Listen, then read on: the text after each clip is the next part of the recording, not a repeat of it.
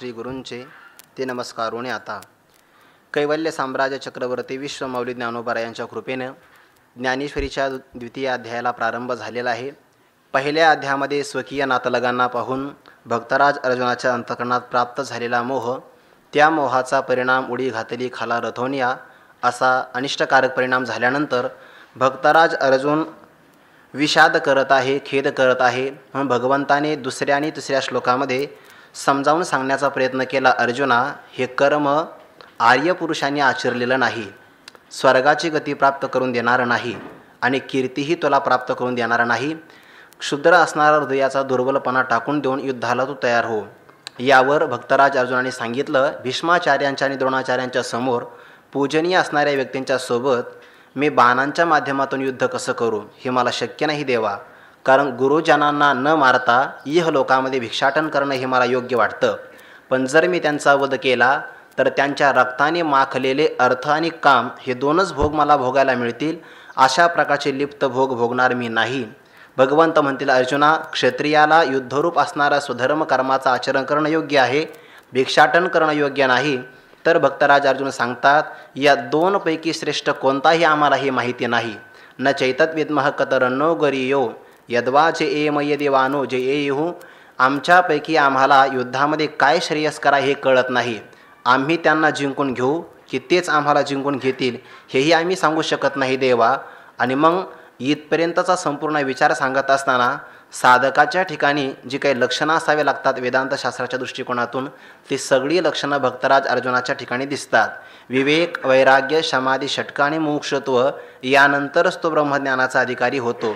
तो विवेक सांगत असताना नच श्रेयोन पश्यामी हत्वा स्वजन माहवे, या युद्धामध्ये स्वकीय जनांना मारल्यानंतर मला श्रेय प्राप्त होणार नाही. श्रेयाचा आणि अश्रेयाचा विचार करण्याची बुद्धी त्याला विवेक असं म्हणतात. तो भक्तराजांच्या ठिकाणी दिसून येतो आपल्याला.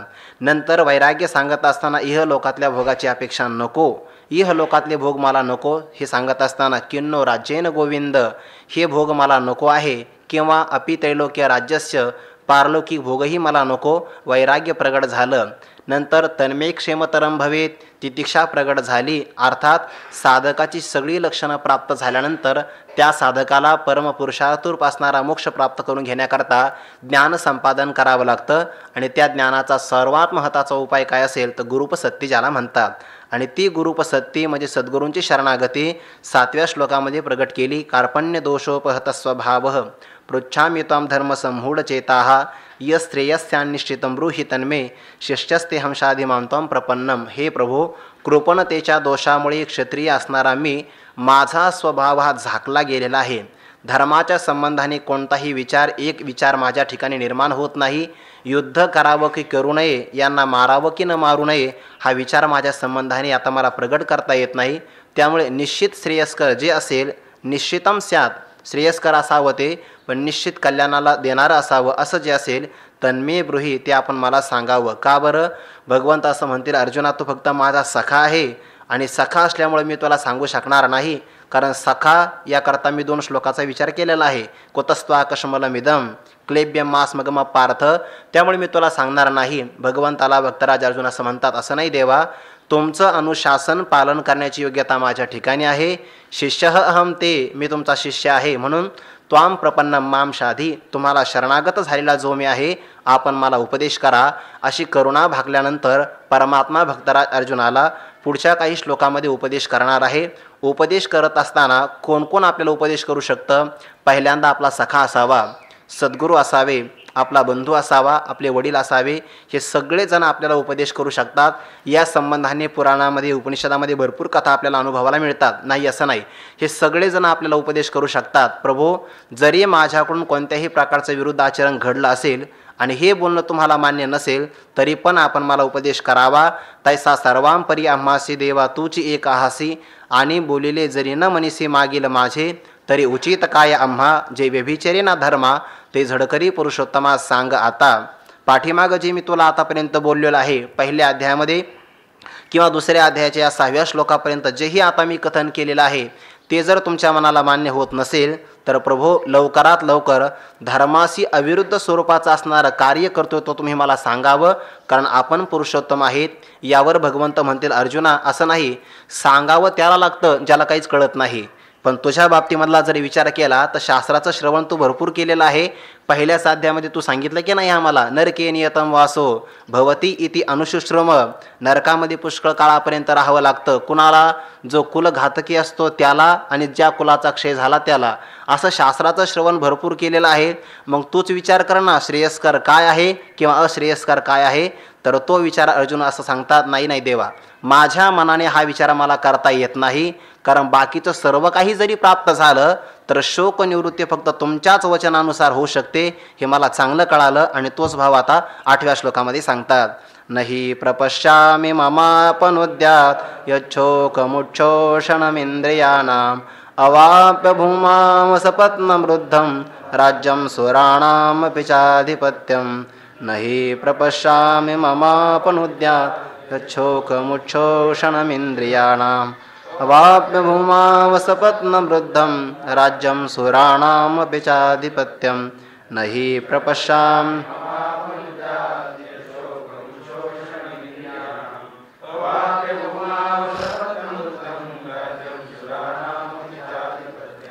न हि प्रपश्यामि मम अपनुद्यात् यत् शोकम् उत्शोषणम् इंद्रियाणाम् अवाप्य भूमौ असपत्नं रुद्धं राज्यं स्वराणाम अपि च आधिपत्यम.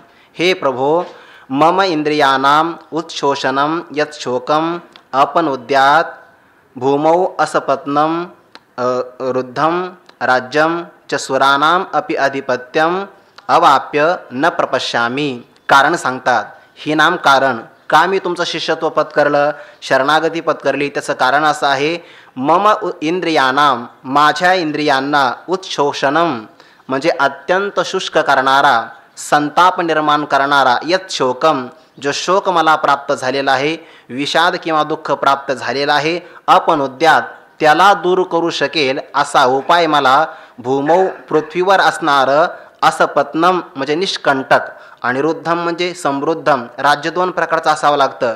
एक तर राज्य समृद्धही असावं लागतं आणि समृद्ध असणाऱ्या राज्याकरता कोणी वैरी नसावा लागतो. भारत समृद्ध आहे पण वैरी भरपूर आहे. भूमौ असपत्नम रुद्धम राज्यम अवाप्य, हे जरी पृथ्वीवरचं निष्कंटक किंवा समृद्ध राज्य प्राप्त केलं तरी पण शोकाला दूर करू शकेल असा उपाय न प्रपश्यामी मला दिसत नाही. म्हणजे मी विचार केला असं नाही, विचार केला पण उपाय मला दिसत नाही. ठीक आहे, इह लोकातलं राज्य प्राप्त झाल्यानंतर उपाय प्राप्त होऊ शकणार नाही, पण कदाचित स्वरानाम अधिपत्यम अपि, जरी स्वरांचं अर्थात देवता लोकांचं पारलौकिक जरी राज्य प्राप्त झालं तरी पण इंद्रियांना शुष्क करणारा, संताप निवृत्त निर्माण करणारा, शोक निवारण होईल, त्याचं अपनोदन होईल असा उपाय मला दिसत नाही. खरंच आहे, शोक आहे त्याला निवृत्त करणारा उपाय दुसरा कोणताच नाही. नाहीतर शास्त्राचं वचन असं कधीच आलं नसतं, नान्यः पंथा विद्यते नाय तमेव विदित्वा ती मृत्युमेती. नान्यः पंथा विद्यते नाय, दुसरा कोणताच उपाय नाही, त्यालाच जाणावं किंवा त्याला जाणावंच असं असल्यामुळे दुसरा कोणताही उपाय नाही आणि तोच उपाय इथं सांगितलेला आहे. आता ज्ञानोबा यावर चिंतन करतात. हे सकळ कुळ देखोणी जो शोक उपनलासे मनी, तो तुझिया वाक्या वाचोनी न जाय आणिके. हे सकळ कुळ देखोणी, शोक निर्माण होण्याला निमित्त कारण काय झालेलं आहे या सगळ्या कुळांना अर्जुनाने बघितलेलं आहे. पाठीमागच्या अध्यायामध्ये आहे बघा, दृष्टवेमम स्वजनम कृष्ण युत्सुम समुपस्थितम मग सिदंती मम गात्राणि मुखम च परिशुष्यति वे पथुष्य शरीरे मे रोम हर्षस्य जायते गांडीवं संसते हस्तात् त्वक्चैव परिदह्यते न च शक्नोम्यवस्थातुं भ्रमतीव च मे मनः. हे सगळं कशामुळे झालं? दृष्ट्वा इमं स्वजनम कृष्ण, या सगळ्या कुळाला पाहिल्यानंतर जो शोक उपनलासे मनी, उपनलासे म्हणजे उत्पन्न झालेला आहे मनामध्ये, तो तुझ्या वाक्या वाचुनी न जाय आणिके. तुझ्या वाक्या वाचुनी आणिके न जाय, तुमच्या मुखातून येणारं जे वाक्य आहे म्हणजे उपदेश आहे, त्या उपदेशा वाचून आणखीन कोणत्याही उपायाने तो शोक जाणार नाही. आता भक्तराज अर्जुनाच्या संबंधाने जी अनेक वाक्य ज्ञानेश्वरीमध्ये आलेले आहे त्याचा आपल्याला काही प्रकार करता येईल बरं का. या तुझ्या वाक्या वाचून नेमका याचा अर्थ काय करायचा, तुझ्या म्हणत असताना काय अभिप्रेत अर्थ आहे, 2-3 शब्दांनी आपल्याला बघता येईल हे ओव्याच्या माध्यमातून. भक्तराज अर्जुनाच्या संबंधाने पहिलं वाक्य आहे बरं का, दुसऱ्या अध्यायामध्ये आलेलं. कुतस्त्वा कश्मलमिदम विषमे समुपस्थितम. हे पण भक्तराज अर्जुनाच्या संबंधाने देवाचं वाक्य म्हणजे तुमचंच वाक्य आहे. किंवा 10व्या अध्यायामध्ये येणारं तैसी व्यासादिकांची या बोलणी, ती या मजपाशी चिद्रत्नांची या खाणी, देवर्षी अध्यात्म गाता, हेही अर्जुनाला केलेलं उपदेशाचंच वाक्य आहे. मग तुझी या वाक्या वाचून तुमच्या उपदेशापासून प्राप्त झालेलं जे वाक्य असेल किंवा उपदेशात्मक वाक्य असेल त्या वाचून दुसऱ्या कोणत्याही वाक्याने हा शोक निवृत्त होणार नाही. कदाचित भगवंत असं म्हणतील अर्जुना, अरे माझ्या वाक्यावर जाणार नाही असं म्हणता येणार नाही. कारण का, याच अध्यायामध्ये दुसऱ्या आणि तिसऱ्या क्रमांकाचा श्लोक कोणाचा आहे? ते तर माझंच वाक्य आहे ना. कुतस्त्वा कश्मलमिदम हे तरी माझंच वाक्य आहे. क्लेब्यम मास्मगम पार्थ हे तरी माझंच वाक्य आहे. आणि तो आता 8व्या श्लोकाच्या नंतर म्हणतोय की तुझी या वाक्या वाचून न जाई अनिके. जर माझ्या वाक्या वाचून उपदेशा वाचून शोक जाणार नाही तर तो दुसऱ्या आणि तिसऱ्या श्लोकामध्येच गेला पाहिजे होता. तिथं तर तसं झालं नाही. तो तर म्हणतोय देवा हे तुलेवरी बोलावे नलगे अवधारी. तर याचा भाव असा आहे, तुझी या वाक्या वाचून न जाई अनिके असं म्हणत असताना दुसऱ्या आणि तिसऱ्या श्लोकामध्ये आलेलं वाक्य एकतर भगवंताच्या मुखातून जरी आलं असेल तरी ते सारथीपणाच्या भावातून आलेलं आहे किंवा मित्रत्वाच्या भावाने आलेलं आहे. आणि इथे येणारं जे वाक्य आहे आता ते तुझी या वाक्या वाचून म्हणत असताना तो सद्गुरू आहे म्हणून सद्गुरूंचंच वाक्य फक्त शोक निवृत्त करू शकतं, हा इथला भाव आहे. कारण जर शिष्यच ते हमशादी, मी जर तुमचा शिष्य असेल तर या संबंधाने तुम्ही माझे गुरु झाले. गुरुच्या मुखातून येणारं वाक्यच मग ते देवाच्या मुखातून आलं तरी शोक निवृत्त नाही करू शकणार. सारथीपणाच्या भूमिकेतून आलं तरी देखील शोक निवृत्त नाही करू शकणार. पण सद्गुरूंच्या मुखातून येणारं जे वाक्य असतं तेच वाक्य, कारण त्याला बल प्राप्त झालेलं असतं. काल परवा मी कुठंतरी ऐकलं कीर्तनामध्ये, बंदुकीची गोळी आहे ती आपण मुठीमध्ये धरली आणि एखाद्याला मारली, घात नाही का होणार? होईल, पण मारणार नाही.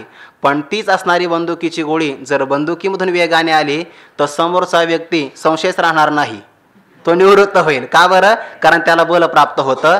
तसं इतरांच्या मुखातून येणारं वाक्य ते मोह निवृत्त नाही करू शकणार, परंतु सद्गुरूंच्या मुखातून येणारं जे वाक्य असतं ते मात्र शोक नाश करतच. म्हणून तुझी या वाक्या वाचून असं म्हणत असताना सद्गुरू आहात आता तुम्ही, आणि सद्गुरूंच्या मुखातून येणारं जे वाक्य असेल, जो उपदेश असेल, तोच माझा शोक निवृत्त करू शकेल. दुसरा कोणताही उपाय याच्या करता नाही. कारण गुरूंच्या मुखातून येणारं वाक्य जरी अल्प असेल तर परिणामाने फार मोठं असतं.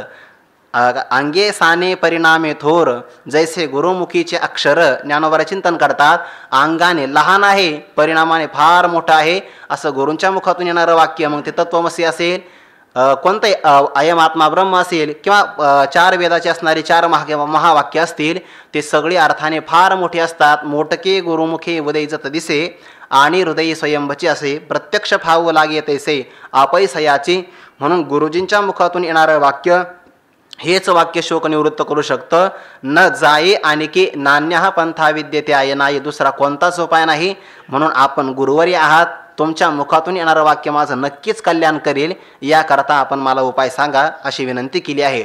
आणि बाकी इतर कोणाच्याही मुखातून जरी वाक्य आलं तरी त्या वाक्याने मोह निवृत्त झाला नाही. 10व्या अध्यायामध्ये तुम्ही बघू शकता, देवर्षी नारदांच्या मुखातून वाक्य अर्जुनाने श्रवण केलेलं आहे.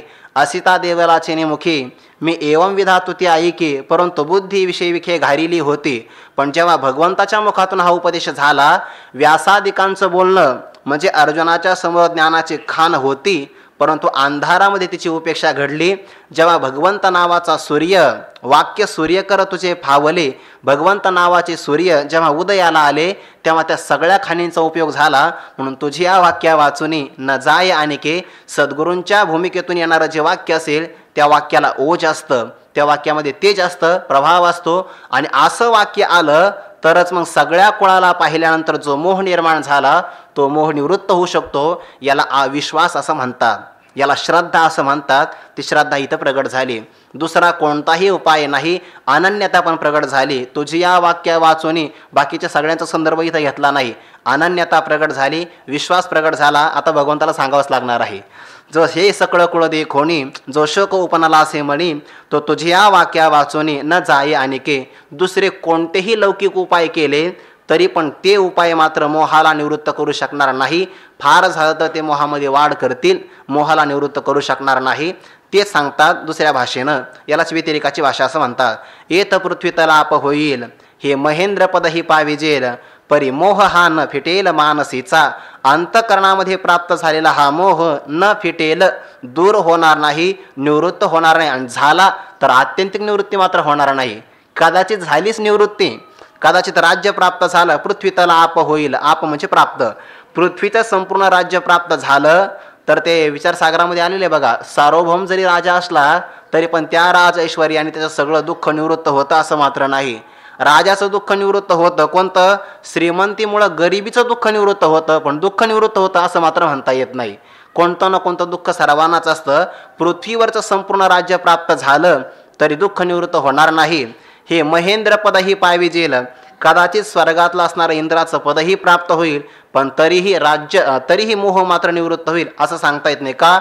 इंद्रादिकांचा झाला नाही ना, त्यामुळे माझा तरी कसा होईल?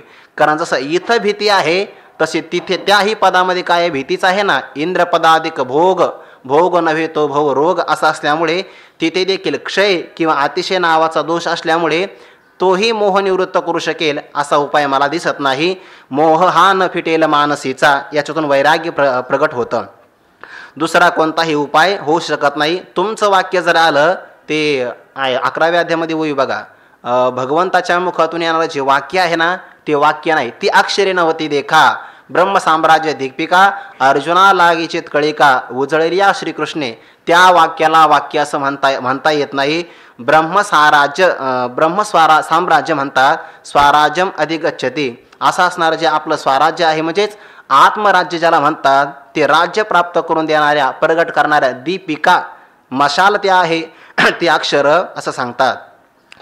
येत पृथ्वीतलाप होईल, हे महेंद्र पदही पाविजेल, परी मोह हा न फिटेल मानसीचा, परंतु अंतकरणात प्राप्त झालेला हा मोह किंवा हे असणारा शोक, दुःखाला कारण असणारी अज्ञान अवस्था मात्र निवृत्त होणार नाही. याकरिता पुढे उदाहरण देतात. तुझी या वाक्या वाचून हे कळण्याकरता बाकीचे उपाय सक्षम होऊ शकत नाही, आणि तुमचंच वाक्य कसं समर्थ होऊ शकतं हे सांगण्याकरता आता दृष्टांत देतात. पुढे या 3 वयाचा एकत्र विचार करायचा.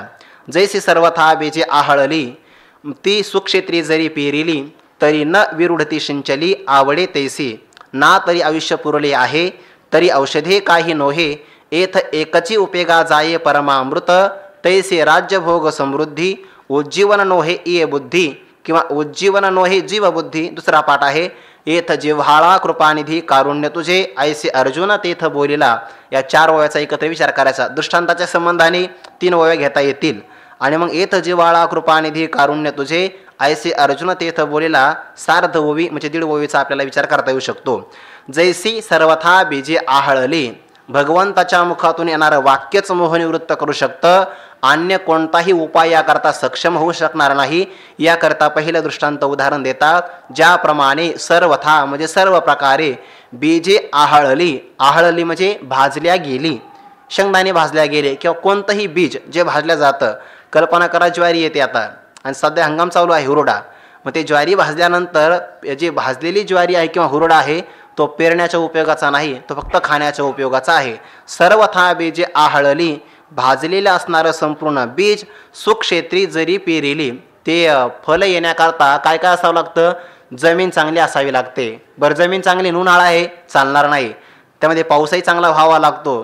पाऊस चांगला झाला, वापसा साधावा लागतो. सुक्षेत्री आणि ओलटे, बीजही चांगला असावं लागतं. बीजही पेरिले गोमटे, लगेच फळ येतं का? नाही, आलोट फळ भेटे परी वेळे की गा, त्याकरता वाट बघावी लागते. हंगाम जावा लागतो 2-4 महिन्याचा. म्हणजे जमीन चांगली असावी लागते, वापसाही साधलेला असावं, बीजारोपण चांगलं असावं आणि शेतकरी चांगला असावा, जाणकार असा, आळशी नसावा शेतकरी. सगळ्या प्रकारचं फल प्राप्त होतं. हे जरी खरं असले पण ती जर बीज आहळली असेल, सुक्षेत्री जरी पेरिली, चांगल्या जमिनीमध्ये पेरली आहे, गोदावरीच्या काठी असणाऱ्या जमिनी फार चांगल्या आहेत, सुक्षेत्री जरी पेरिली, चांगल्या जमिनीमध्ये जरी त्यांची पेरणी झाली, तरी न विरुढती, त्यामधून अंकुर उत्पन्न होऊ शकत नाही. सिंचली आवडे तैसी, सिंचन केलं म्हणजे पाण्याचा योग्य पुरवठा योग्य वेळी केला, वाटेल तसा जरी केला तरी पण बीजातून अंकुर उत्पन्न होऊ शकत नाही. कारण का? अग्नीमध्ये भाजल्यामुळे अंकुरोत्पादक शक्ती नष्ट झाल्यामुळे आता अंकुर उत्पन्न होऊ शकत नाही. बाकीचे उपाय नाही केले का? जमीन चांगली बघितली की नाही? जमीन चांगली बघितली. सिंचनही चांगलं केलं पण अंकुर निर्माण नाही झाला, तसं बाकीचे किती उपाय केले तरी पण माझ्या बुद्धीमध्ये हा असणारा अंकुर विचार असा निर्माण होऊ शकणार नाही. आणि हा अंकुर केव्हा निर्माण होईल माहिती आहे का? पुढे तो उदार आता कैसा वर्षेल, अर्जुना चिळू निवेल, मग नवी विरुडी फुटेल उन्मेषाची, तेव्हा तो अंकुर निर्माण होईल. दुसरं उदाहरण, ना तरी अथवा आयुष्य पुरले आहे. पुरला आहे म्हणजे पूर्ण झालेलं आहे, म्हणजे 100 पूर्ण केलेले आहे जवळपास. आयुष्य पुरले आहे, संपत आलेलं आहे संपूर्ण आयुष्य. औषध हे काही नव्हे, जोपर्यंत आयुष्य आहे तोपर्यंत औषधाचा उपयोग होतो. जीव न वचता औषधी धावी जे जेवी.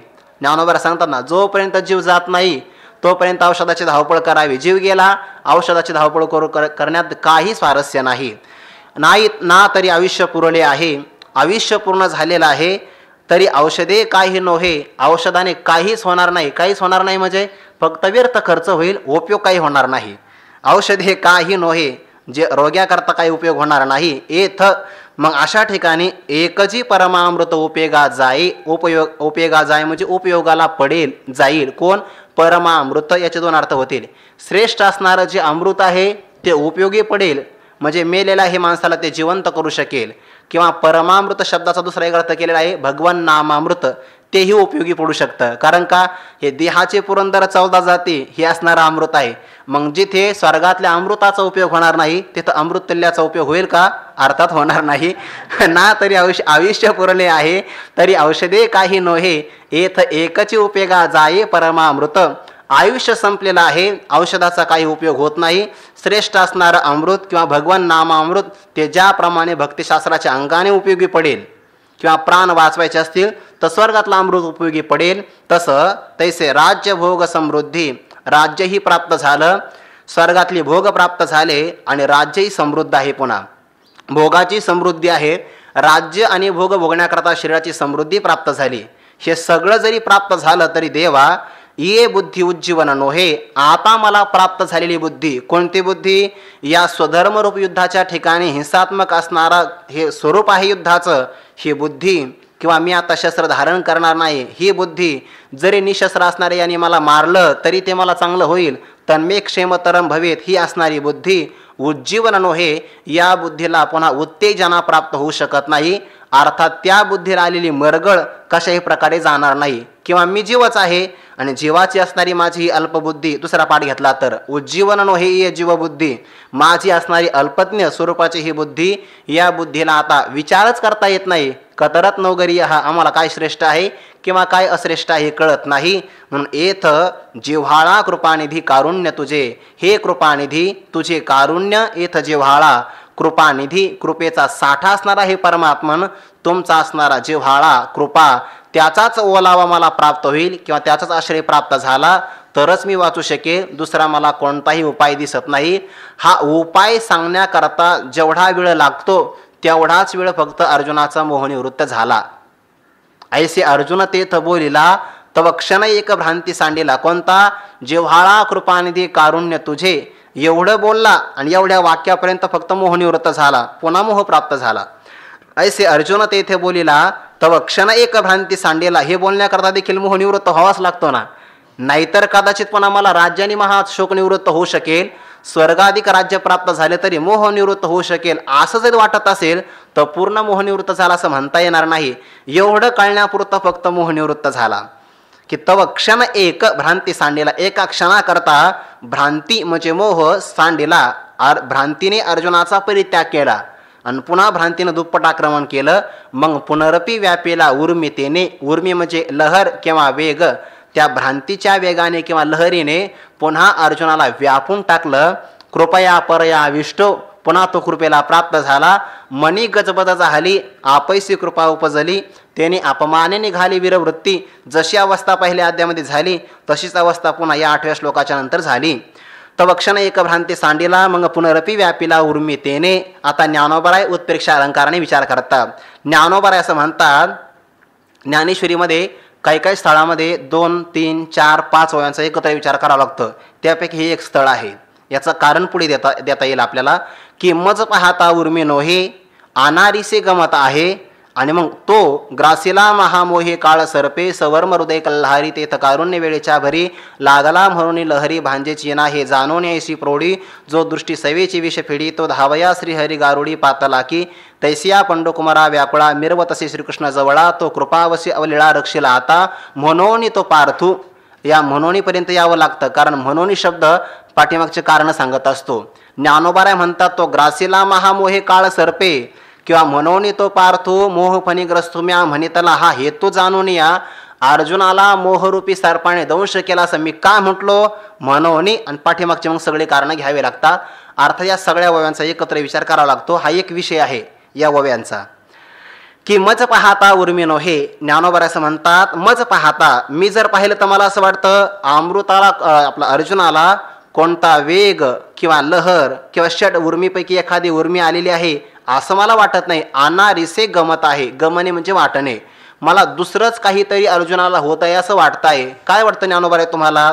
ज्ञानोबा असं म्हणतात तो अर्जुन महामोहे काळ सर्पे ग्रासेला गमत आहे हे मला वाटतं आहे. म्हणजे महामोह शब्दाचा ते पंचदशीमध्ये पहिल्याच प्रकरणामध्ये आहे बघा.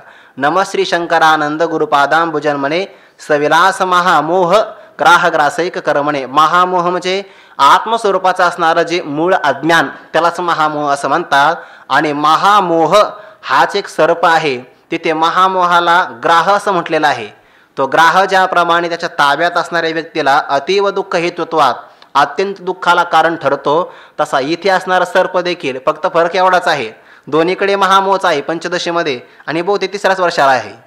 पंचदशीमध्ये तिथला असणारा महामोह आणि इथे असणारा महामोह काळ सर्प बरोबर आहे. फक्त फरक एवढा आहे की रूपकामध्ये तिथं त्याला मकर असं म्हटलेलं आहे. म्हणजेच मगर असं म्हटलेलं आहे आणि तर सर्प दोन्ही पण दुःखालाच कारण आहे. तो ग्रासिला महामोहे काळ सर्पे. काळ सर्प म्हणजे कालिया नाग असा अर्थ घ्यायचा तिथं. काळ सर्पे म्हणजे हा घडी घडी काळ वाट याची पाय हा काळ इथं घेतलेला नाही. काळ सर्प म्हणजे कालिया नाग धुंदुवात असं ज्ञानोबा म्हणतात की नाही. म्हणजे अत्यंत विषारी जहाल असणारा काळ्या वर्णाचा सर्प तोच एक महामोह हा काळा सर्प. आणि त्या सर्पाने अर्जुन नावाच्या व्यक्तीला दंश केला. सर्पाचं विष जर वाढवायचं असेल म्हणजे तसा प्रयोग नाही करायचा पण पुढच्या वेळीच्या संबंधाने सांगायचं आहे. सर्पाचं विष जर उत्कर्षाला प्राप्त होत असेल तर त्या सर्पाने योग्य स्थानी दंश करावा आणि योग्य वेळेत करावा लागतो. हा पुढच्या वहीमध्ये सांगतात ते. हा तरच ग्रासिला महामोहे काळ सर्पे. अर्जुनाला दंश केला या सर्पाने म्हणजे अज्ञानरूपी सर्पाने दंश केला. कोणत्या वेळेत केला कुठं केला हो ते पुढे सांगतात. सवर्म हृदय कल्हारी तेथ कारुण्य वेळेच्या भरी लागला म्हणून लहरी भांजेची ना. सवर्म वर्मस्थान मर्मस्थान हृदय कल्हारी. कल्हार म्हणजे कमळ आणि हृदय कल्हारी म्हणजे हृदय कमळ. अर्जुनाच्या अंतकरण रूपी असणाऱ्या कमळाच्या ठिकाणी म्हणजेच हृदयाच्या ठिकाणी अर्थात अंतकरणामध्ये हे स्थान आहे सर्पाचं दंश करण्याचं. आणि केव्हा लागला? तेथ कारुण्य वेळेच्या भरी. जेव्हा अर्जुनाच्या अंतकरणामध्ये स्वकीयांच्या विषयी कारुण्य करुणा दया भाव निर्माण झाला तोच प्रसंग नेमका गाठला त्या सर्पाने. भरी म्हणजे भर असताना. ते सार्थ ज्ञानेश्वरीमध्ये अर्थ असा केलेला आहे कारुण्य वेळेच्या भरी म्हणजे काय? दुपारच्या नंतर. म्हणजे बहुतेक शास्त्र असं असेल की दुपारी सर्प चावला तर जसा सूर्य अस्ताला जवळजवळ येईल तसं त्याचं विष वाढत जातं. बहुतेक असं काहीतरी असेल. आता आपल्याला चावलाच नाही त्यामुळे सांगता येणार नाही. सवर्म हृदय कल्हारी ते तर कारुण्य वेळेच्या भरी. सवर्म म्हणजे मर्मस्थान असणारं हृदय नावाचं कमळ आणि त्या कमळाच्या ठिकाणी जेव्हा स्वकीयांच्या विषयी करुणा निर्माण झाली तो वेळ त्या सर्पाने गाठला. लागला भर असताना. म्हणजे भर म्हणजे कसा भर आहे? त्या धृतराष्ट्राच्याही अंतकरणात भर आहे बघा कारुण्याचा. पण संकोच आहे. पुत्रस्नेहे मोहितो आणि अर्जुनाचा तयापरी पार्थो अतिस्नेहे मोहितो. म्हणजे त्याचा पुत्राचा स्नेह मर्यादित आहे आणि अर्जुनाचा सर्वांच्या विषयी स्नेह म्हणून कारुण्य वेळेच्या भरी. ते कारुण्य भरात आल्यानंतर त्या वेळेला तो सर्प चावला. महामोह निर्माण झाला लागला आणि म्हणून लहरी भांजेची ना. म्हणून या लहरी कधी कधी बंद होतात. येत जिवाळा कृपानिधी कारुण्य तुझे लहर बंद झाली आणि पुनरपि व्यापीला उर्मितेने म्हणून लहरी भांजेची ना. ह्या लहरी किंवा तो विषाचा असणारा आवेग उतरतच नाही. अशा प्रकारचा हा प्रसंग पाहिला भगवंताने. आणि मग भगवंत विचार करतात हे जाणून यायसी प्रौढी जो दृष्टी सवेची विष फेडी तो धावया श्रीहरी गारुडी पातला की. ज्ञानोबा म्हणतात हे जाणोनी ऐसी प्रौढी. हा प्रौढी शब्द आपण दोन्हीकडे घेऊ शकतो. कोणता? सवर्म हृदय कल्हारी तेथ कारुण्य वेळेच्या भरी लागला म्हणून लहरी भांजे चिना. हे जाणोनी ऐसी प्रौढी असा मोठा प्रसंग प्राप्त झालेला आहे किंवा मोठं असणारं विष अर्जुनाच्या अंतकरणात भिनलेला आहे. हा मोठा प्रसंग पाहून जो दृष्टी सवेची विष फेडी, जो दृष्टीचा कटाक्ष टाकल्याबरोबर समोरच्या व्यक्तीच्या अंतकरणातलं विष दूर करू शकतो, तो श्रीहरी गारुडी धावया पातला की. तो अर्जुनाच्या हाकेला धावून येण्याकरता तत्पर झाला की. म्हणून विषाचा मोठेपणा सांगण्याकरता ही प्रौढ शब्द आपण वापरू शकतो. जाणून ऐसी प्रौढी किंवा जो दृष्टी सवेची विष फेडी ऐसी प्रौढी, जो कटाक्ष टाकल्याबरोबर, नेत्र कटाक्ष टाकल्याबरोबर समोरच्याचं विष निवृत्त करतो, असा ज्याचा मोठेपणा आहे तो परमात्मा प्राप्त झाला की. म्हणजे मोठेपणा तुम्ही प्रसंगाला लावला तरी चालतो, मोठापणा देवाकडे लावला तरी चालतो. हे तुमच्या मोठेपणावर अवलंबून आहे. जिथे लावायचा तिथे लावा. प्रौढी हे जाणून ऐसी प्रौढी जो दृष्टी सवेची विष फेडी, नेत्र कटाक्ष टाकल्याबरोबरच जो विष दूर करतो तो श्रीहरी गारुडी. भगवान परमात्मा गारुडी म्हणजेच मांत्रिक विष निवृत्त करणारा हा परमात्मा पातला की, प्राप्त झाला की. ते दशम स्कंदामध्ये वर्णन आलेलं आहे बघा. दृष्टी सवेची विष फेडी. ते पुतना आणि बकासुराचा वध झाला. त्यांचा वध झाल्यानंतर या दोघांचा मोठा बंधू कोण? आगासूर. तो आगासूर कंसाच्या सभेमध्ये गेला आणि सांगितलं की या भगवंताला मारण्याची असणारी जबाबदारी मी घेतो. का बरं? माझ्या बहीण भावाचं दुःख मला सहन होत नाही. कधी एकदा भगवंताला मारतो, सगळ्या गोकुळाचा मी ग्रास करतो, याची मला उत्कंठा लागलेली आहे. कंसाने सांगितलं मग एक काम कर, तुझ्या सोबतीला काही मी सामुग्री देतो, सहाय्यक काही माणसं देतो. त्यांनी सांगितलं नाही नाही, मी एकमेव अद्वितीय स्वरूपाचा आहे, बाकी कोणाची मला गरज लागत नाही. एकटाच मी भगवंतासहित सगळ्या गोकुळांचा नाश करू शकतो. आणि मग भगवंताने एकदा सगळ्या सवंगड्यांना सांगितलं चला म्हणे आपल्याला वनभोजन करायचं आहे. भगवंतांनी बासुरी वाजली. त्या बासुरी वाजवण्यामध्ये प्रत्येकाचा असणारा रहस्य ठरलेला आहे. जेव्हा गवळणींना बोलवायचं तेव्हा बासुरीचा स्वर वेगळा आहे, गायींना बोलवून घ्यायचं तेव्हा बासुरी वेगळी आहे, आणि सगळ्या गोपाळांना एकत्रित करायचं तेव्हा बासुरी वेगळी आहे. भगवंतांनी बासुरी वाजल्याबरोबर सगळे गोपाळ गायी वासरं एकत्रित झाले आणि सकाळीच भगवंत वनभोजनाकरता निघून गेले. वनामध्ये असणारं सौंदर्य निरखित जात असताना दुपारच्या प्रसंगी त्यांना भूक लागली. भगवंतांनी सांगितलं वनभोजन करायचं ना, चला सर्वांनी आपापल्या शिदोऱ्या काढा. शिदोऱ्या काढत असताना काही गोपाळांनी मागं बघितलं. त्या प्रसंगामध्ये तो आगासूर नावाचा दैत्य ते प्रगट झाला आणि अजगराचं स्वरूप त्यांनी धारण केलं. आगासूरच होता तो, मोठा असणारा अजगरच होता. भयंकर रूप धारण केलं. आज तागायत कधीही गोपाळांनी अशा प्रकारचा पर्वत किंवा ती असणारी गुफा कधीच बघितलेली नव्हती. त्याचा असणारा एक होठ जमिनीवर, तो दुसरा असणारा होठ आकाशापर्यंत गेला. जीभ त्यांनी बाहेर काढली आणि ती गुफा त्यातून गार वारा वाहतो आहे. ह्या सगळ्या गोपाळांना आश्चर्य बघितलं की अशा प्रकारची असणारी ही गुफा आज तागात आपण कधीच बघितली नाही. भोजन नंतर करता येईल किंवा जागा जर चांगली असेल तिथंच भोजन आपण करूया. सगळे गोपाळ तयार झाले भोजनाकरता आणि त्या जिभेवरून जातात. तर ते भगवंताला असं म्हणतात, गोपाळ पाहना प्रभू म्हणे, बहुतेक हा अजगर आहे असं मला वाटतं, पण खोटा अजगर आहे. भगवंत विचार करतात काय भोळे माझे भक्त आहे, खरा असणारा अजगर यांना खोटा वाटतो आहे, बहुतेक खोटा अजगर असा वाटतोय त्यांना. त्या सडकेवरून ते जातात. आता ती जीभ म्हणजे नरमच आहे ना, ते विचार करतात एकाच रात्री सडक तयार झाली, कधी कधी होती तयार एका रात्रीत सडक, तशीच ही तयार झाली सडक. असं सगळे गोपाळ आतमध्ये गेले आणि भगवंताची तो आगासूर वाट बघू लागला. भगवंताच्या लक्षात आलं मी जर गेलो नाही तर माझ्या गोपाळांचं रक्षण होणार नाही, कारण काया वाचा मनाने स्वप्नात देखील हे माझं चिंतन करतात आणि त्यांच्या रक्षणाची जबाबदारी माझ्यावर आहे. जरी हे भोळे असतील यांच्यात कुणाच्याही विषयी राग किंवा द्वेष नाही, म्हणून यांना आगासूर सुद्धा काही वाटला नाही. परंतु मला सगळं कळतं की नाही, मग आगासुराचा उद्धार झाला पाहिजे, गोपाळांची काही क्षती झाली नाही पाहिजे, याकरता भगवंत सर्वात शेवटी जातात. ते भगवंताचा प्रवेश झाल्याबरोबर आगासुराने आपला जबडा लावून घेतला आणि तो सगळ्या गोपाळांना त्रस्त करू लागला. त्याच्या मुखातून वाहणारं जे विष आहे त्या विषामुळे सगळे गोपाळ बेशुद्ध झाले. भगवंतावर परिणाम झाला नाही. का परिणाम झाला नाही? मारुती बाबांचं एक वाक्य सांगता येईल आपल्याला. भगवंतावर विषाचा परिणाम का झाला नाही? भगवंत जेव्हा ते मथुरेतून गोकुळात चालले ना, तेव्हा वरी छाया करी शेष मंद मंद पडे पाऊस. तो पाऊस पडू लागला आणि शेषाने अशी छाया धरली. तर ते शेषाला विचारलं पावसाने का छाया धरली? शेषाने सांगितलं मूर्ख आहेत तुम्ही म्हणे, आत्ताच नवीन जन्माला आलेलं बाळ आहे, त्याच्यावर जर पावसाचा वर्षाव झाला तर त्याला सर्दी होईल. त्या पावसाने सांगितलं, मूर्खा, हा पाऊस सामान्याने अमृताचा पाऊस आहे.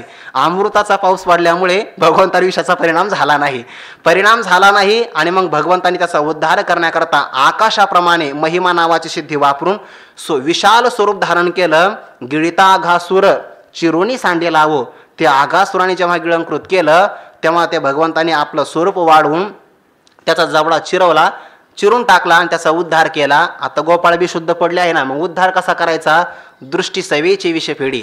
भगवंताने आपला नेत्र कटाक्ष त्यांच्यावर टाकला, सगळे पुन्हा पूर्ववत झाले. हे जाणून यायची प्रौढी. जो दृष्टी सवेची विषफेडी, नेत्र कटाक्ष टाकल्याबरोबर जो सगळ्यांचे विष निवृत्त करू शकतो, तो श्रीहरी गारुडी धावया पातला की, तो अर्जुनाच्या हाकेला धावून येण्याकरता प्राप्त झाला की.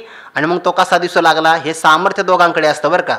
म्हणजे नेत्र कटाक्षांच्या माध्यमातून समोरच्या व्यक्तीचं विष निवृत्त करावं हे सामर्थ्य देवाकडे आणि सद्गुरूंकडे असतं. 12व्या अध्यामध्ये उभी आहे, जय जय ओ शुद्धे उदार प्रसिद्धे अनवर्त आनंदे वर्षतीये विषय व्याळी मिठी दिदिली अनोठी ताठी ते तुझिया गुरुकृपा दृष्टी.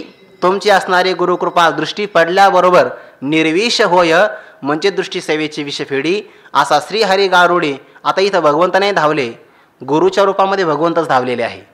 म्हणून सद्गुरू देवाईपेक्षा हे सद्गुरूचं सामर्थ्य आगळ वेगळं आहे.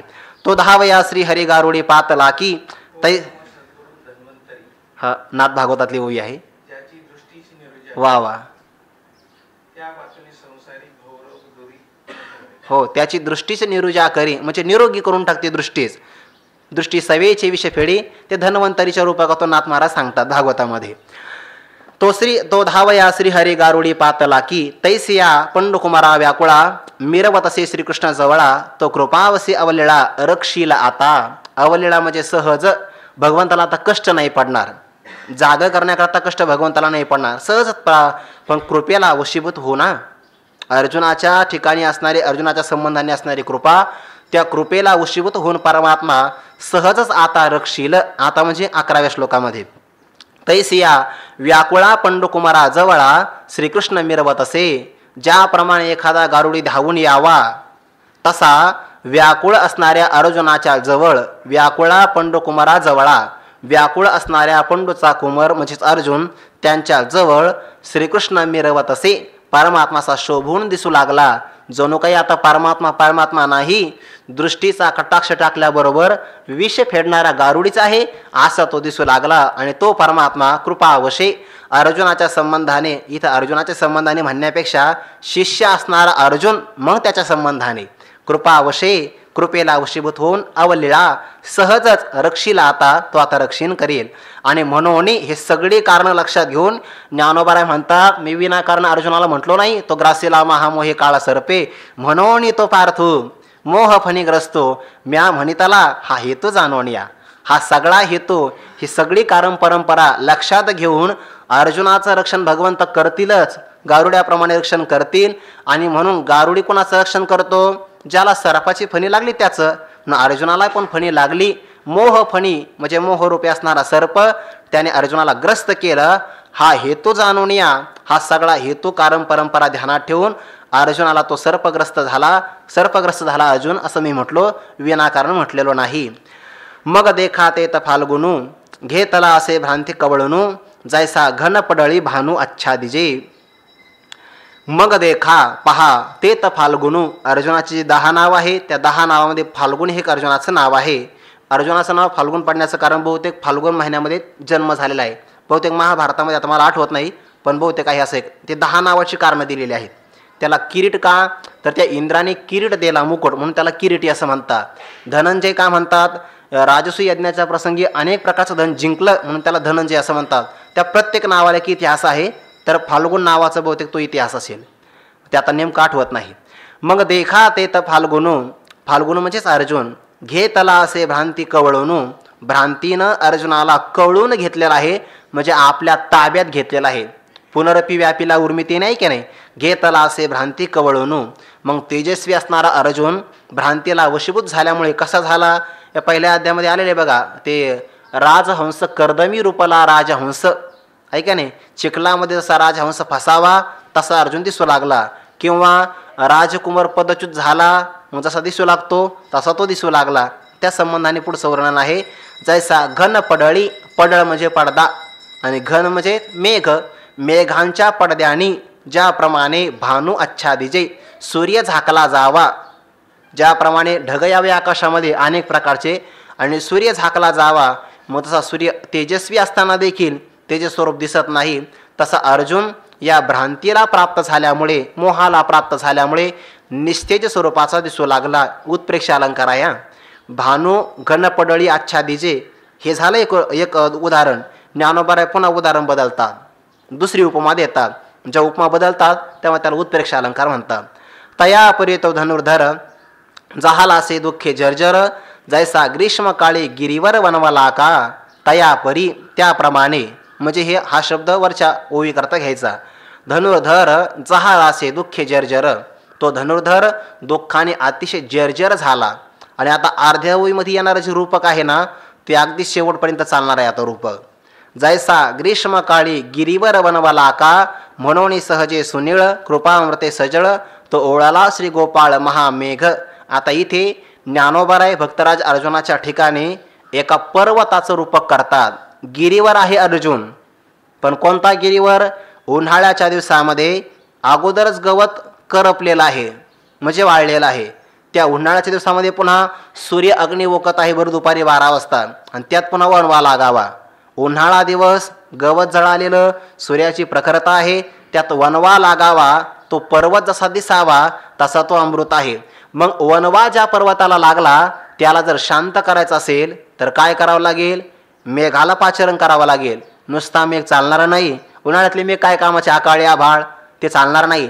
त्या मेघामध्ये सावळा रंग असावा, विजेचा कडकडाट असावा आणि फार मोठ्या प्रकारचं पाणी असावं. त्या पाण्याचा वर्षाव झाला की तो मग गिरीवर शांत होतो. त्याच्या ठिकाणी कोमल लुसलुसीत हिरव्या गार स्वरूपाचे अंकुर निर्माण होतात. त्यात ज्ञानोबा पुढे सांगतात. जैसा ग्रीष्मकाळी गिरीवर वनवाला का, वनवाला म्हणजे वनवा प्राप्त झाला. ग्रीष्मकाळ म्हणजेच उन्हाळा आणि त्या उन्हाळ्यामध्ये एखाद्या पर्वताला वनवा लागावा तसा अर्जुन नावाचा काय आहे? पर्वतच आहे, पर्वत आहे एक. म्हणून हे पाहून सहजे सुनीळ, सहजे म्हणजे स्वाभाविक. भगवंताचा वर्ण कसा आहे? सावळा. सुनीळ, निळ म्हणजे सावळा आणि सुनीळ म्हणजे चांगला, अत्यंत आकर्षक असणारा. ते जेव्हा पावसाचा वर्षा होतो तेव्हा मेघाचाही वर्ण असाच असावा लागतो. त्याचा वर्ण बदलला की पाऊस पडत नाही पडत. मग त्याच्याकरता ते मेघ काळे कुट्ट असावे लागतात. भगवंताचा वर्ण तसाच आहे ना. सहजे सुनीळ, स्वाभाविक असणारा नीलवर्ण ज्याचा आहे असा परमात्मा. त्या मेघाच्या ठिकाणी पाणी असतं, याच्या ठिकाणी सामान्य पाणी नाही. कृपा अमृते सजळ, सजल म्हणजे जलसहित आहेत, पण कोणतं? कृपा रूपी अमृत. त्या अमृताने सजल झालेला म्हणजे ओतप्रोत पाण्याने भरलेला, अंगाने सावळा असणारा. ज्ञानोबा म्हणतात अर्जुन नावाचा पर्वत आहे एकाच रथावर आणि त्याच रथावर भगवान नावाचा एक महामेघ आलेला आहे. आता तो भगवंत कसा वर्षाव करणार ते पुढे सांगणारच आहे. म्हणून तो सजळ ओळला श्री गोपाळ महामेघ, श्री गोपाळ महामेघ ओळला. तो असणारा महामेघ, मोठा असणारा मेघ. मेघाची परी त्रिजगती गर्जती सैंग, असा मोठा असणारा महामेघ. काय म्हटलं बरं? कारण हा महामेघ आहे एका अर्जुनाच्या निमित्ताने जरी वर्षावाला प्राप्त झाला तर त्या निमित्ताने सगळ्या जगाला शांत करणार आहे म्हणून महामेघ म्हणतात. आणि कोण आहे? श्री गोपाळ, श्रीने संपन्न असणारा आणि गो नाम वेदाची वाणी, त्या वाणीच्याद्वारे जाणल्या जाणारा किंवा इंद्रियांचं पालन करणारा असा गोपाळ नावाचा महामेघ ओळला. तो अर्जुनाकडे प्राप्त झाला, सन्मुख झाला. याचा भाव असा आहे ज्या ज्या ठिकाणी पर्वत असतात त्या त्या ठिकाणी मेघाचं अवतरण होत असतं. आता पर्वत सपाट चालू आहे त्यामुळे मेघही अगदी सुसाट वेगाने निघून जातात पुढे. ते मेघाला अडवण्याकरता पर्वत असावे लागतात. ज्ञानेश्वरीमध्ये अशा बऱ्याच ओव्या आहे. ते मेघे संभव केला मयूर जैसा, अशी पण ओवी आहे. सुआये मेघ सांवरे, चांगला वारा जर असेल तर मेघ थांबला जातो. चांगला वारा कुठं असतो? पर्वतावर. पर्वतावर झाडं असतील तर शीतल वारा तयार होतो. वारा वाहू लागला आणि मेघ वाहू लागले तर तो वारा पर्वताला आडल्यानंतर पुन्हा वरती जातो आणि वरती शीतल वारा गेला की पुन्हा पाऊस पडतो. त्या ढगांना गार वारा लागा लागतो तर पाऊस पडतो. गिरीवर वनवला का, म्हणून सहजे सुनीळ कृपामृते सजळ, तो ओळला प्राप्त झाला श्री गोपाळ महामेघ. आता भगवंत मेघ असेल तर मग मेघाच्या ठिकाणी विजांचा कडकडाट असावा लागतो ना, गर्जना असावी लागते. मग भगवंताचा वर्ण सावळा आहे म्हणून मेघ हा प्रमाणे जमलं. भगवंताच्या ठिकाणी कृपारूपी अमृत आहे, पाण्याचं जमलं म्हणजे सजल आहे. पण आता भगवंताच्या ठिकाणी वीज कुठून आणणार तुम्ही? ज्ञानोबा म्हणतात काळजी करू नका, सांगतो ना. ते तत्सुदर्शनांची द्युती तेची विद्युल्लता झळकती, गंभीर वाचा ते आयती गर्जनेची. किंवा दुसरा पाठ आहे ते तत्सु दर्शनाची सुदर्शनाची द्युती. दोन्ही पण पाठ घेऊ शकतो आपण. कारण तेनैव रूपेन चतुर्भुजेन, भगवंत या सारथ्य कर्म करत असताना चतुर्भुज धारण केलेला आहे. आणि त्या चतुर्भुजापैकी 2 भुजा घोड्यांच्या लगामा करत आहे. एका हातामध्ये गदा आहे आणि दुसऱ्या हातामध्ये चक्र आहे. त्याची हे वरिलियेची आयती चक्र परजितया असं ज्ञानोबा म्हणतात बघा. वरिलियेची हाती चक्र परजितया आयती 11व्या अध्यायामध्ये. म्हणजे चक्र आहे म्हणून सुदर्शन पाठ घेतला तरी चालू शकतो. भगवंताच्या हातामध्ये असणारं सुदर्शन, त्या सुदर्शनाची द्युती म्हणजे प्रकाश कांती, तेची विद्युल्लता झळकती, झळकणारी तळपणारी. सुदर्शनाच्या ठिकाणी असणारी कांती म्हणजे भगवंत रूपी महामेघाच्या ठिकाणी असणारी तळपणारी विद्युल्लता म्हणजेच वीज आहे असं तुम्ही जाणून घ्या. किंवा आता भगवंत बोलणार आहे, मग भगवंताच्या दाताचा पडणारा प्रकाश सुदर्शन, दर्शन म्हणजे दात. बोलत असताना त्या योगी पुरुषाला नाही का ते कुंडलिनी जागृत झाल्यानंतर नवीन दात निघतात बघा. दुबाही बैसे पांती हे मोती यांची, ज्याप्रमाणे दातही आन होती आपाडे सानी जती, जैसे दुबाही बैसे पांती हिरे यांची. ज्याप्रमाणे 2 ओळीमध्ये हिरे बसवावे तशा प्रकारे दात तेजस्वी प्राप्त होतात योगी पुरुषाला. हा तर योग्यांचा योगी आहे. यत्र योगेश्वर कृष्ण, योग्यांचा योगी आहे. म्हणून याच्या दाताची असणारी द्युती तेची विद्युल्लता झळकती, तिची या महामेघाच्या भगवंत रूपी महामेघाच्या ठिकाणी असणारी दाताची कांती म्हणजेच विद्युल्लता झळकणारी आहे. आणि भगवंताचं असणारं गंभीर वाचा, सखोल भाव अर्थगर्भित असणारी वाचा, ते गर्जनेची आयती, गर्जना करावी तशा प्रकारची आयती म्हणजे ती तयारी आहे. भगवंत जे बोलणार तीच काय आहे गर्जना जाणून घ्यावी. ते भगवंत बोलले. आता प्रसंग सांगायला एवढा वेळ नाही, पण ते भगवंताच्या दाताचा असणारा प्रकाश, ते दामाजी पंतांचा इतिहास सांगतात की नाही. दामाजी पंतांनी ते गोदामाचं धान्य लुटवलं, मग त्या बादशाहाने फरमान सोडलं की लवकरात लवकर दरबारमध्ये हजर व्हा. दामाजी पंतांनी सांगितलं काय हरकत नाही, पण माझी शेवटची इच्छा आहे, मृत्यूदंड आपल्याला होणार नाही असं नाही, परंतु मृत्यूदंड प्राप्त होण्याच्या अगोदर एकदा भगवंताचं दर्शन करावं. चंद्रभागेचं स्नान केलं, पंढरपूरची परिक्रमा केली, गरुडपाळाला आलिंगन दिलं, कान धरून नाचले आणि डोळे भरून भगवंताला पाहिलं. प्रभो, देह जातो आहे यात मला काही आश्चर्य वाटत नाही, परंतु तुझी आता दर्शनाची भेट पुन्हा होणार नाही. शेवटचं दर्शन. अश्रू वाहताय डोळ्यातून भगवंताचं आलिंगन देऊन भेट घेतली, निघाले.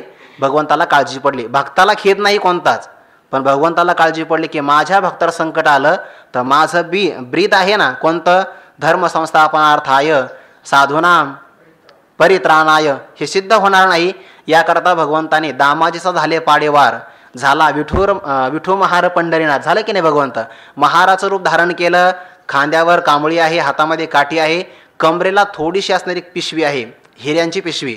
कमरेपासून गुडघ्यापर्यंत धोतर नेसलं. भगवंत दरबारात हजर झाले. कशा करता आलेत? दामाजीचा सेवक आहे. काय काम आहे? धान्याचा हिशोब द्यायचा. 3दा मुजरा केला बादशाला. का? माझ्या भक्ताचं परिपालन करतोय म्हणून नमस्कार केला. नमस्कार का केला? दुसरं कारण, माझ्या भक्ताची संगती याला मिळती आहे म्हणून 3रा नमस्कार. काही का होईना याच्या राज्यातून धान्य लोकांना गेलं म्हणून 3रं कारण नमस्काराचं. 3दा नमस्कार केला मुजरा भगवंताने. सांगितलं धान्याचा सगळा हिशोब घ्या. दामाजी पंताने मला पाठवलं. त्या हिशोब तपासण्याने संपूर्ण हिशोब लावला. सांगितलं काय हिशोब देणार? एवढ्या पुरचुंडीमध्ये असणारे हिरे माणिक मोती आणलेले आहे, एवढ्याने किंमत भागणार नाही. भगवंत म्हणतात मोजून तर घ्या. जेव्हा ती पिशवी मोकळी केली, रिसण्याकरता प्रारंभ करतात. अगस्तीची दुसरा असं त्यांना वाटवं लागलं. वर्षाव झाला, रास तयार झाली, सगळा हिशोब पूर्ण झाला, पावती घेतली आणि भगवंत जेव्हा जाण्याकरता निघाले दरबारातून, भगवंताने स्मित हास्य केलं. सुदर्शनांची द्युती, भगवंताच्या दाताचा प्रकाश पडला आणि बादशाह देहातीतच झाला, भानावरच नाही. असा प्रकाश त्याने आतापर्यंत कधीच बघितला नव्हता. पुढचा इतिहास आपल्याला माहिती आहे. दामाजी पंताची भेट झाली, भगवंत माझ्याकरता आले, बादशाहाला धन्यवाद दिले, हे सगळं आपल्याला माहिती आहे. सुदर्शनांची द्युती, त्याची विद्युल्लता झळकती, भगवंताच्या दातांचा असणारा प्रकाश, तीच काय जणू काही तळपणारी वीज. आणि भगवंताची गंभीर वाणी, उपदेशात्मक वाणी, ते आयती गर्जनेची, जणू काही गर्जनेची तयारीच आहे किंवा थाट आहे असं तुम्ही जाणून घ्यावं. आता तो उदार कोणता? तो श्री गोपाळ महामेघ उदार कैसा वर्षेल, तेने अर्जुनाचळ निवेल, मग नवी विरुडी फुटेल उन्मेषाची, आता तो उदार महामेघ कैसा वर्षेल, कसा बर वर्षाव करेल. निवृत्तीनाथ हे देखील महामेघ सांगितलेले बघा 18व्या अध्यायामध्ये. तर ते तर पुढा मी बापिया आणि वर्षाला शांत रसे तो हा ग्रंथ, म्हणजे निवृत्तीनाथ देखील या ग्रंथाच्या रूपाने त्यांनी वर्षावच केलेला आहे शांत रसाने, आणि भगवंत देखील वर्षावच करणार आहे. आता तो उदार कैसा वर्षेल, तेने त्यामुळे अर्जुना चळू निवेल. वनव्याला प्राप्त झालेला वनवा कोणता, त्रिविध तापाचा दुःखाचा वनवा, आणि तो अर्जुन नावाचा पर्वत निवेल, दुःखातून निवृत्त होईल. आणि मग दुःखातून निवृत्त झाला, नवी विरूढी अंकुर, उन्मेषाचे नवीन नवीन अंकुर अर्जुन रूपी पर्वताच्या ठिकाणी निर्माण होतील. ते कथा ऐका. मनाची आरानुका, ज्ञानदेव म्हणे देखा निवृत्तीदास, या दोन वेळचं युग्म आहे. मग नवी विरुडी फुटेल उन्मेषाची, ते कथा ऐका, ती असणारी कथा तुम्ही ऐका. मनाची आरानुका, आरानुक म्हणजे समाधान. इथं समाधान म्हणजे स्थिर मनाने असा अर्थ घ्यायचा. एकाग्रतापूर्वक ती कथा आपण मनाच्या समाधानाकरता ऐका किंवा मनाच्या समाधानाने म्हणजे स्थिरतेनं एकाग्र होऊन ऐका. ज्ञानदेव म्हणे देखा निवृत्तीदास, निवृत्तीदास ज्ञानदेव म्हणे देखा. बघा बरं का, ही कथा आपल्याला समाधानाकरता किंवा समाधानाने श्रवण करायचे आहे. हा सगळा प्रसंग पुढे सांगणार, तो विचार आपण उद्या बघूया. पुंडली करदारी विठ्ठल श्री ज्ञानदेव तुकाराम माऊली ज्ञानेश्वर महाराज की जय.